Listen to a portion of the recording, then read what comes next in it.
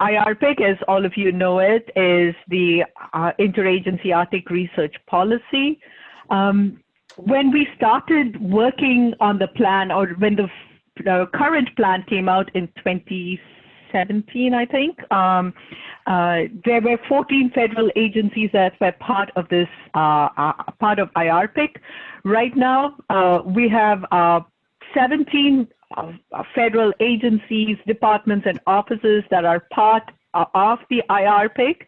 And the overarching goal of IARPIC is to enhance both the scientific monitoring of and research on local, regional, and environmental issues in the Arctic.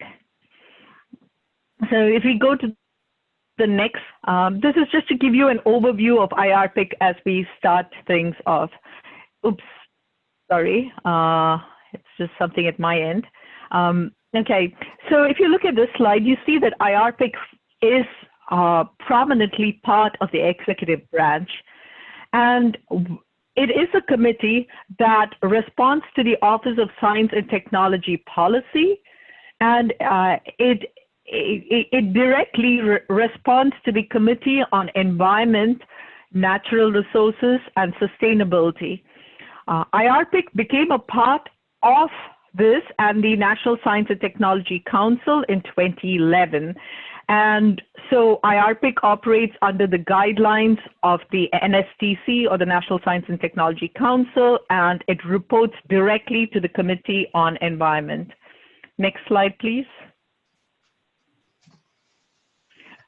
So IARPIC both has a federal and an open component to it.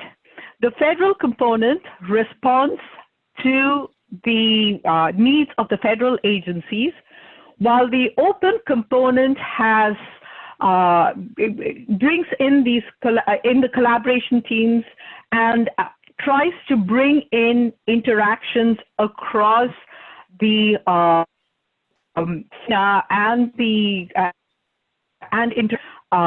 the broader organizations with the goal of enhancing Arctic research.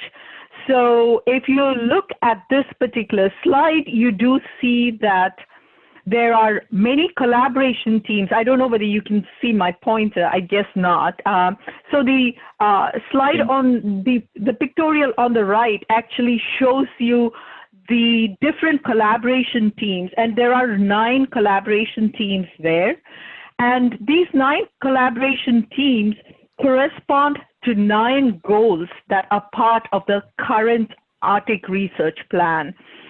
In the center, you have environmental intelligence, which is a collaboration team. And as part of the collaboration team, there are 3 sub-teams. And you see that the atmospheric team is also listed at the bottom part of it. There are currently over 2,000 members as part of the IARPIC plan, and the members range from who belong to the state government, the federal government, academic institutions, non-governmental, industry, indigenous, and international organizations. And this IARPIC plan, in essence, is bringing everyone together to enhance our work in the Arctic. Next slide, please. So the current Arctic research plan, which is what we are operating under, has 4 policy drivers, and as I mentioned earlier, there are 9 research goals and overall 9 collaboration teams. So the 4 policy drivers is what sets the stage for the different goals that are part of this particular plan. The 4 policy drivers, if you go from the outer part of the circle to the center, you find, or from the center to the outside, you find the focus. The first one focusing on the well-being of Arctic residents. The second one focusing on Arctic, advancing Arctic stewardship of the Arctic environment. The third one focuses on national and regional security. Outermost loop focuses on improving understanding of Arctic as a component of planet Earth. And the 9 goals are set within this policy driver framework, and you can see how, if you look at the schematic, you see how the different groups connect with the different policy drivers. So that is the setting of the current plan. And these collaboration teams that we have now were implemented in response to the plan that was written, that was ready in late 2016, early 2017. As we go into the future, this is a kind of thought that we need to give. How do we connect? How do we think about the future of the upcoming plan? Do you like the structure? What works? What doesn't work? Those are things that you will need to think about. And I thought I'd just mention it in the context of this slide. And Meredith, can we go to the next slide, please? So as you are aware, we are working on the next plan that will start in 2022. That's quite a bit away, but the reason we are starting the planning for that for the next Arctic research plan is to get input from everyone in the community. Collaboration teams have been very successfully implementing what has been done, what has been put down on paper as part of the current plan that started in 2017. But if you want to go into the future, what are the lessons learned? How can we improve on what we want to see as part of the next plan? And that's why we are here. And if we go to the next slide, Meredith. So this slide actually brings together the facts that you need to consider when you provide input. If you want to improve something, you want to see what are the parameters that you're working with. The Arctic Research Plan overall should align with the goals and missions of the federal agencies in supporting Arctic research. And the Arctic Research Plan is also considered to be a federal document. And the idea of a group of IRPEC and particularly of the collaboration teams is to enhance cooperation and collaboration across federal agencies. So when we think of a plan, the Arctic Research Plan for the next phase, we cannot think of a plan that encompasses every little thing that is being done as part of the Arctic, but we need to think about the bigger picture. What are the cross-cutting topics? How will collaboration be enhanced as part of the next research plan? And the last 2 bullets kind of talk about where the current plan is and what it can do into the future, which is so far a lot of the goals and performance elements in the Arctic Research Plan, current plan, have included basic research. But going into the future, you can also include applied research. You can also include research in the social science field, and those are areas that we can also think about. Going to the next slide. So this is a schematic that kind of expresses the process for next Arctic research plan. So in fall 2019, the principles of IRPEC allowed us and encouraged us to work on the next IRPEC plan. So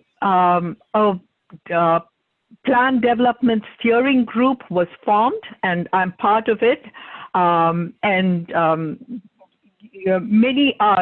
It's an interagency group, and the point is to think about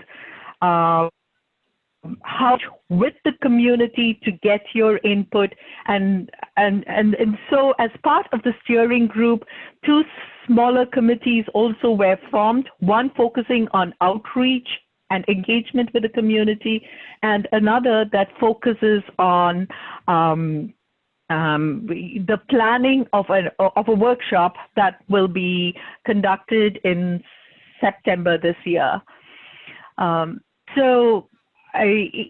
We are now in the development phase of the IRPIC plan.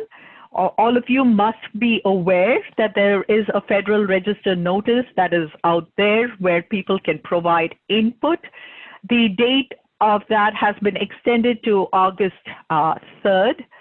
Then there are these webinars, there are these outreach meetings, there are several outreach activities that are being conducted right now so that we can get input from the community. There's also going to be a workshop in September, and it might be an invitee-only work, but there will be representatives from operation teams that will provide input. That will be there at the workshop, and they can provide input. Then we go into the phase, and once we get, and to be clear, we haven't started putting anything on paper. We are in a listening phase. We are here to take your input, hear it, and then implement it in different, in a way. And so the drafting phase will take place between December and spring of and then we hope to have another Federal Register review, and after which we will take that input, revise it, and hopefully it will be approved by the OSTP in winter of 2021 so that it can be implemented in 2022. Next slide, please. So yeah, I've already mentioned the Federal Register notice and the fact that it's open till August 2nd. With regards to that, we are looking forward to input about the content of the plan and also the organization of the plan. So with respect to content, what are the strategic areas that need to be included, emphasized? Those are the things that we'd like to hear. With respect to the organization of the plan, it is a connection with respect to collaboration teams, for instance, that came out of the last plan. How would you like to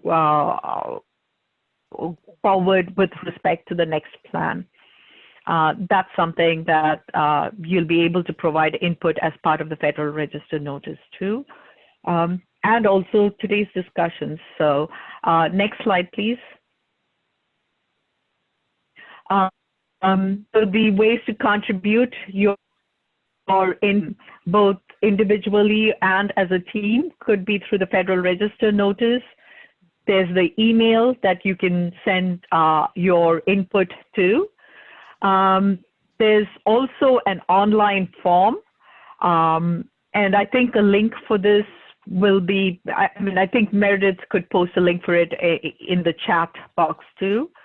You can direct part of the IRPIC Collaborations Facebook page. There are public webinars going on and discussions like this. And also the other thing is, please do send us, if you have documents that you think will help us in our strategic planning, please do send them to us. And Meredith has been collecting these and making them available. So please do send us your plans so that we can inform ourselves while going forward. Next slide. So As part of the IRPIC Secretariat, Meredith has been very instrumental and very helpful in pulling things together, making things work. But there's also currently a plan development director, Nikush Carlo. And if you want to reach out to her or to Meredith, the emails are there. So this was just to give you an idea of how, of what the upcoming plan could be about, how we could take your input and move forward as we go into the next phase. So thank you. Meredith, thank you, back to you. Thanks. That was really helpful. I posted a link in there to the PDF version of the to the 2016 to 2021 plan, 2017 to 2021 plan. And if you take a look at it, I don't know if Meredith, if you want to open it and share it with us, or I could share my screen. Yeah, I can do that. Just one moment.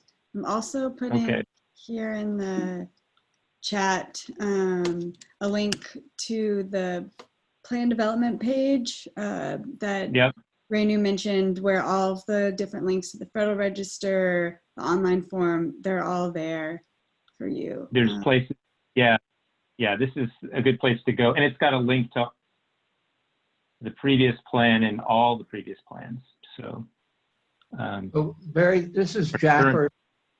I have a question for you or for the whole group. You know, I went or listened, participated in a discussion like this on May 29th. I think probably Meredith organized it, but it was really just not a collaboration team. It was just a IARPIC announcement about the process of this Arctic plan development. Yeah. And Simon and Nikush were actually the ones who talked the most before the question started.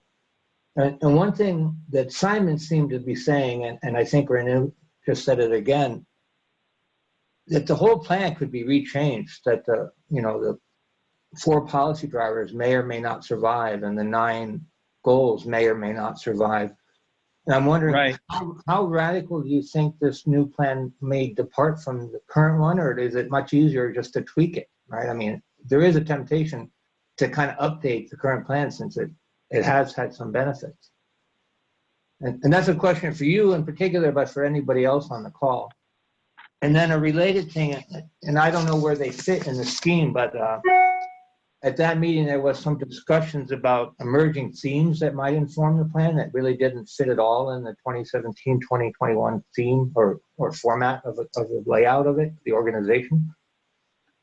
So what I noted for the themes were respond to input from northern communities, research and supportive decision-making should be emphasized, and develop and sustain engagement with northern communities. And I don't know exactly whether it was Nikush or Simon or someone else in the room that said that, but maybe Meredith remembers. And it maybe too many questions, but anybody that wants to comment. I'll let Renu go first. So with regards to the, I'll address the first part, with regards to whether you want to just tweak it or radically change it. The points that we are considering and we need to consider, and Meredith, please do also provide input. The points that we are considering is what has worked well. If it's something that's worked well, we don't want to just throw that totally away. And then if something hasn't worked well, surely we are looking for a change. And that's what this is about. So, you know, that kind of answers, I think, your question. You know, how much do you want to radically change it? And if you radically change it, what will you lose? What will you gain? Those are things that to keep in mind.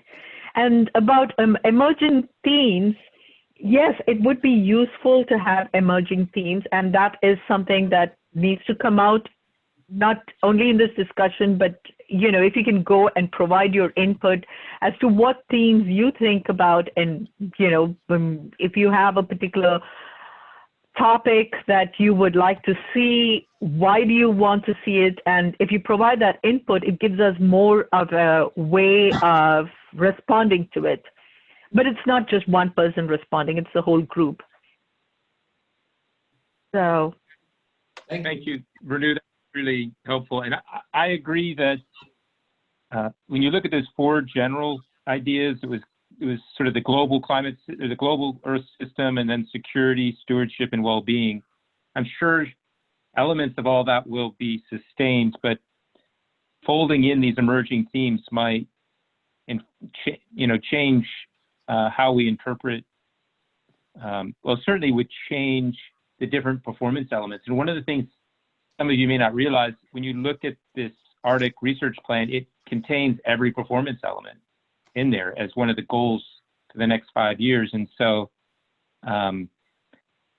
when I read what we currently have there for the atmospheric collaboration team, I definitely see, when we talk about well-being, the opportunity to add this idea of air quality to both 2.1 and 2.2. You think as the Arctic gets developed, as the sea ice opens up and there's more shipping in the Arctic, that these coastal communities might have, the ports and might have air quality issues as well as they develop. And as we all know, that ships are not always the cleanest way of transporting goods. Any other comments from the rest of the group? Maybe, Meredith, could you put up those 10 performance elements for us again? Sure. Yeah, I guess I just want to open the floor up to any more general questions before diving into a discussion on what the atmosphere team is interested in doing in the future.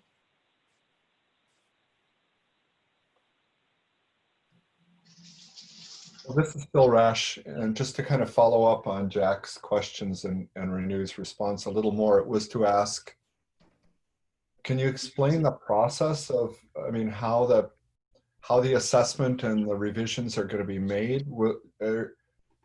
Are you going to just solicit comments from the community, and then the principals will do a kind of an assessment of what worked in the last plan and what new ideas they got? How is this, and then write a new document based on those comments and submissions? How is it going to work? Yep, good question. So I can take a first stab at this answer. So we've got comments coming in from the Federal Register, comments coming in from meetings like this, and other avenues that we have that are on the website for comments to come in. So we're taking all of those in. We've also we asked for strategic plans from different levels of government and interest across interests. So we are also taking those in and writing synthesis documents for those plans. And then all of those comments will be synthesized between August 2nd and the September workshop. And so that information will go into the hands of those who are at that workshop, and they will be, they'll be working to kind of come up with a draft framework for the next plan. There'll also be opportunities for the team leaders for the different collaboration teams to meet and kind of share their insights, because they've been doing this work on the ground and have probably a good understanding of what is and isn't working. So they'll be able to contribute their comments before that workshop and after that workshop. And then from that workshop, there will be a drafting process that begins, and then that draft will be put out on the Federal Register again for comment, which is not something that we did in the last plan. It was there was a workshop that was invite only, and then a drafting phase, and then the first Federal Register notice was published after after that draft was completed. Thank you.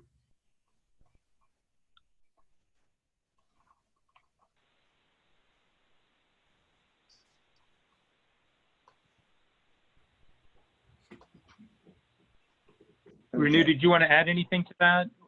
Or Meredith explained the process really well. You know, it is your input that helps in tweaking the, in changing the plan in whatever way. And the thing is, since there is a Federal Register notice after the plan is written, this will also give you a chance to comment on and, you know, even suggest drastic changes at that point if something needs, if there is input that needs to be considered. One of the things that, so it has to be approved by OSDP, right? In the end. Yep. But the other thing that I've learned about ARCUS is that the organization is very sensitive to what these federal agencies would like to do as well. And so it's going to be hard to have the federal agencies commit to something that they're not, doesn't fit well with what they've currently budgeted for. I mean, we do 5-year budgeting plans with the Office of Management and Budget at the White House. Every year we do a 5-year budget, but we really do want to hear from all of you, whether you're with a federal agency or not. What you are the researchers working in the Arctic. What are the priorities? Things have changed dramatically in the last 5 years, and so what do you see? How can we make this a better plan? What's missing, or what? And what are these emerging issues for the next 5 years? Mm-hmm. And if you can think, sorry to add to that, if you can think about cross-cutting topics that can enhance collaboration across agencies, you know, one agency might do one aspect of the Arctic, another agency might do another, but then how can you bring those things together, or at least have them talking to each other so that,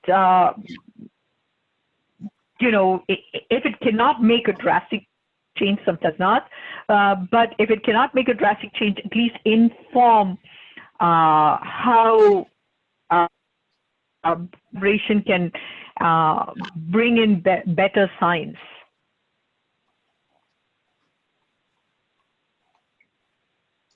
So Renu, it's kind of interesting that the modeling is under environmental intelligence. I mean, I see how that is integrating, but there's Earth system modeling, and then there's the social issues. I mean, it's definitely a mixed bag of. Yes.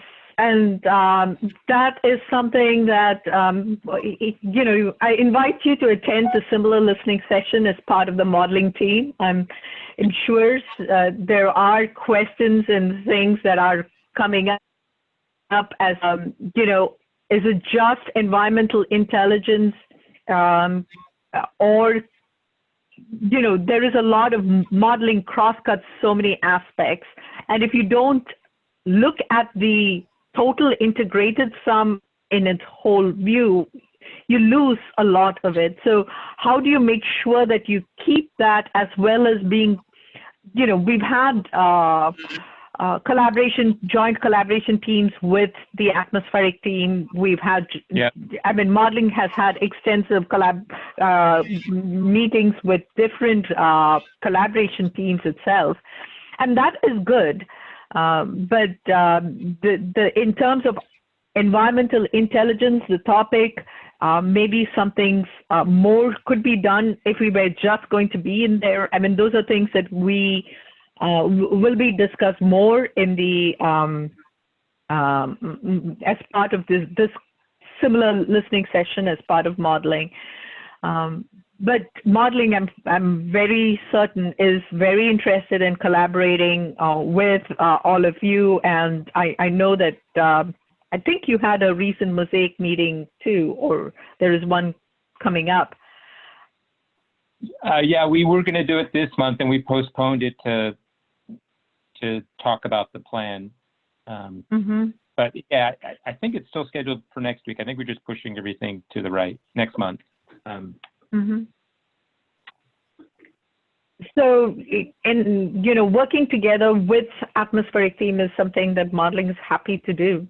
That we need to work with other teams too. But this is an atmospheric team meeting. You correctly pointed out the different performance elements and areas where you'd like to see changes. So it'll be good to get more input about that.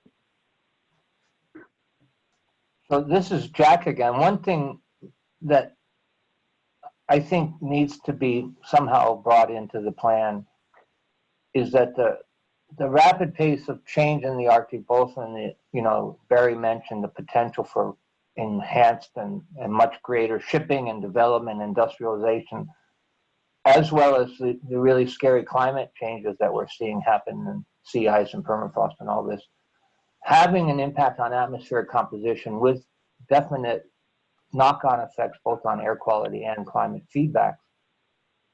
Somehow all of those things happening together, I would like to see stressed in the Arctic plan. They're all impacting the atmosphere with feedbacks globally and across the Arctic. It's not just, it's getting warmer and the sea ice is melting anymore. There's renewed activity because of that, and that's bringing its different problems, right? Invasive species, toxins, and all of this.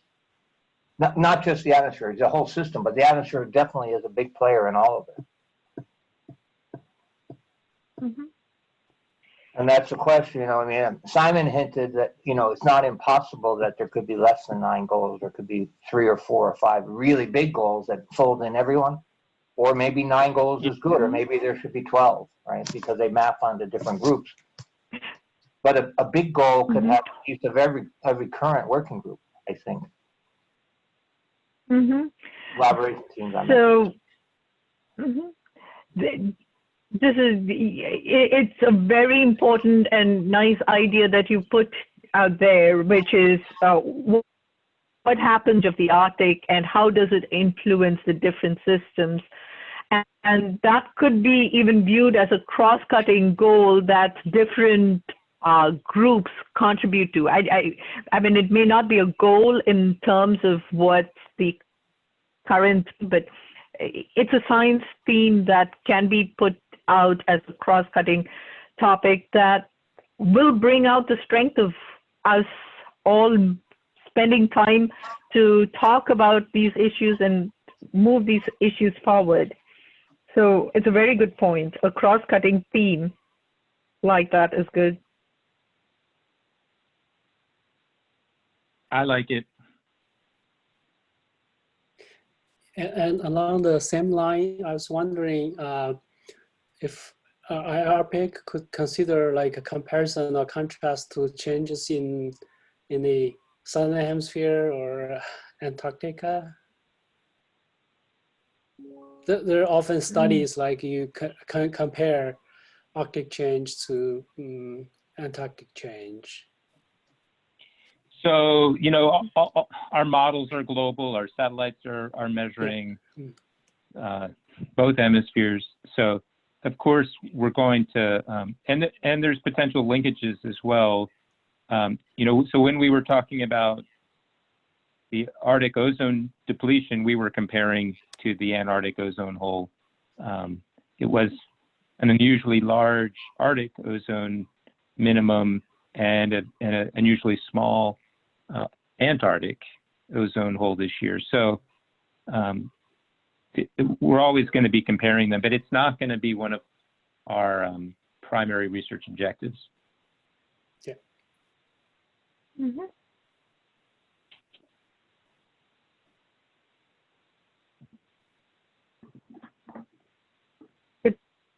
Point. If you were trying to fit it in with today's Arctic plan, it would fit in with the outermost driver, the fourth driver of understanding Arctic Right, in the context of a global system. Yeah, global Earth system. Yeah, that's right.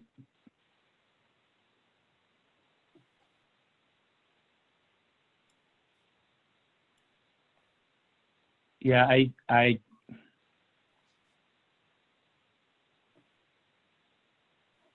one of the interesting things about the atmospheric collaboration team is we've been primarily DOE, NOAA, and NASA, and it would be great to try and entrain other agencies that are also doing work in the atmospheric Arctic atmosphere, like EPA. But I'm sure there's others. That's just one that I'm familiar with. And this is the state of Alaska is involved. I mean, there's definitely lots of stakeholders that we can reach out to, and yeah, so we don't need all the answers today, but we want you to start thinking about this. One of the purposes is to give feedback to Heiss and Jen and myself, because we're going to attend a meeting for all the team leads to talk about the Arctic research plan. So Jack, I'll try, and maybe Meredith got a good wording for your interest, but I will definitely make sure we carry that forward. But yeah, I'd love to hear from the other folks on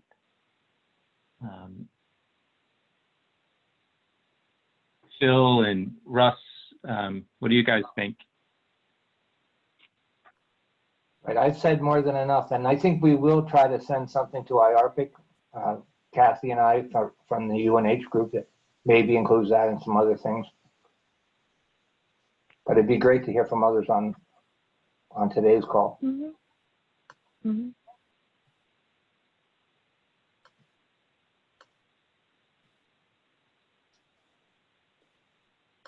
Hi, this is Irina Petra. Hi, Irina.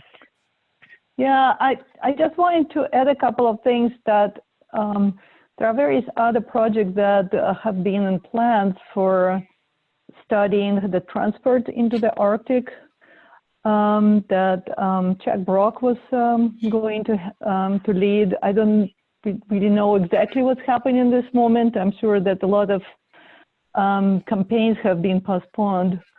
But I think this is, you know, to make sure that this is not a local but a global problem, and we all work on trying to understand what's happening with the Arctic through the collaborations with the modeling community, and trying to help modeling community, but also need the modeling community to identify the weak points in their assessment of the Arctic changes, that they could guide additional observations. So that needs to have a little bit more collaborations, I believe.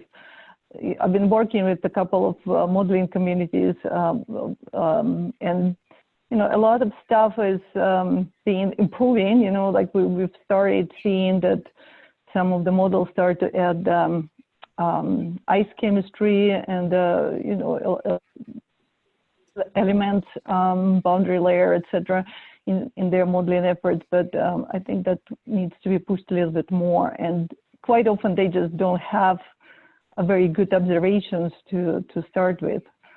So that kind of collaboration needs to continue, in my opinion.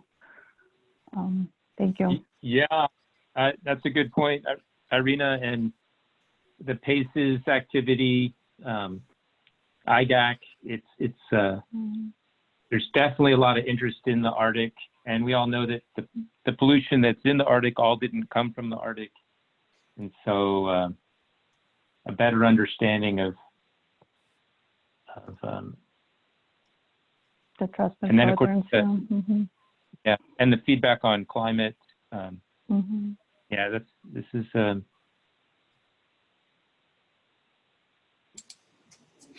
Russ Schnell here.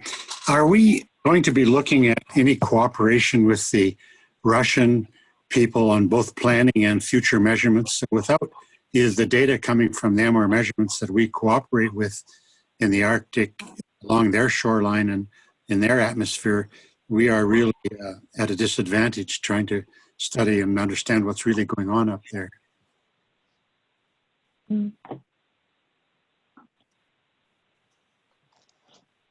This is like a question, I think, for the whole scientific cooperation agreement that was hammered out by the Arctic Council, but so far the implementation has been a little bit lagging behind the how do you say it, the grand goals of that declaration. I mean, it's a great document. It's a good result, but it seems it hasn't been fully implemented yet. I don't know what you think, Barry. Yeah, who's the current chair of the Arctic Council? Is it Finland right now, right? It'd be Russia next. Yeah. When Russia is the chair, that might be the best time to or maybe transitioning towards Russia being the chair, having them collaborate and open up a little more. It's well, I know NASA doesn't like to fly into Russian airspace, although I understand Rust has been a little bolder than that in his past. We did fly the ER-2 in Russian airspace a long time ago. Was that Solve? Could be. So it's doable, but it's yeah. So. On the Bennett Island project in '92, I think we flew about 100 hours in the Russian military districts right off Chersky right up to Bennett Island and Zhukov Island and Wrangel Island. It can be done. We just have to have the right people on the other side.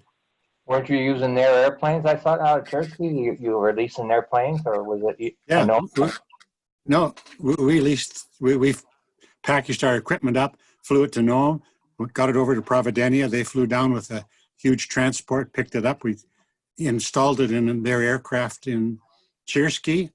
And they flew wherever we wanted to go. I don't know if we could.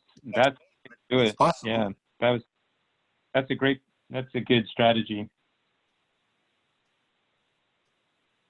There's a comment in the chat here from Vladimir, and I'll read it out loud. Arctic population is not very dense. While changes are affecting communities on the ground, I think it's important to tie research to communities' needs. That will also attract other players, other agencies. One example is potential future port development in Nome. Thank you. Yeah, that's a great comment. Thank you, Vladimir. Right, and that follows the theme I mentioned from the May 29th meeting of the, listening to what the communities want. But it also, if you do have a big port in Nome, there could be environmental impacts that impact the atmospheric air quality. Absolutely. They need to be considered, right? I mean, there's positives and minuses for all these possible developments. Air quality and water quality. Yeah, so. But economic upside, possibly. So, I mean, it's It's all very tightly connected.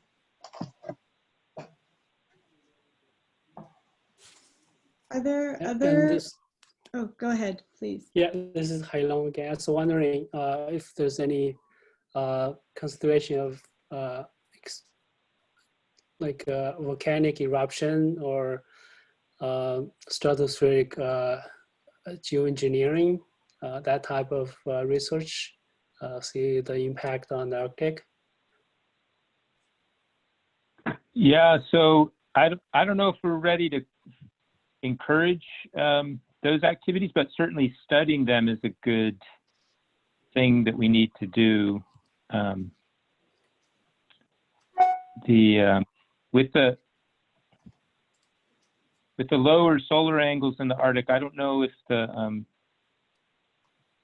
geoengineering would be as well. It depends how you're doing your which geoengineering project you're thinking of, I think, but certainly it would potential to have a negative impact on the stratospheric ozone layers is certainly a big concern.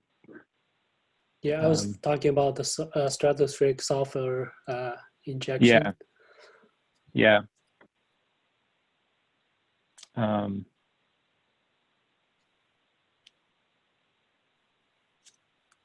I would submit that comment. Certainly geoengineering is a topic that's not going to go away, especially as the climate impacts get stronger and accelerate in their development. So, isn't the idea about seeding cirrus clouds so that the particles get bigger really targeted on the polar regions for the most impact? I don't know how serious. Yeah. Yeah. That goes a long way out, right? Yeah. Hi, Martin Stoffels here. I think maybe Russell knows more. There are some recent activities and a lot of interest within NOAA for geoengineering. And Russell, do you know anything there? With the climate people from NOAA, we got some support for reference measurements in the lower stratosphere, balloon-borne measurements, and yeah, the activity. Yes, NOAA, in particular, the climate, one of the aerosol labs got a $4 million grant, and it looks like it'll be $4 million per year to do some background stratospheric measurements and plan for what would happen and how you would approach doing geoengineering in the stratosphere. And we also are advancing some of our remote instrumentation, LIDARs and balloon measurements, just to get a background in the stratosphere and to detect if somebody does it surreptitious. There's a very strong feeling that somebody's going to do this, either overtly or planned, because once you get it to 2 or 3 or 4 or 5 degrees C heating, people are just going to try anything they can. And so NOAA's kind of trying to get ahead of the ball on that. Yeah, no, that's a good, Russ, that's good. We could probably get Dave Fahey to give a talk at a future atmospheric collaboration team meeting. Yeah, he's the person that's handling the money and spearheading the research. Right, right.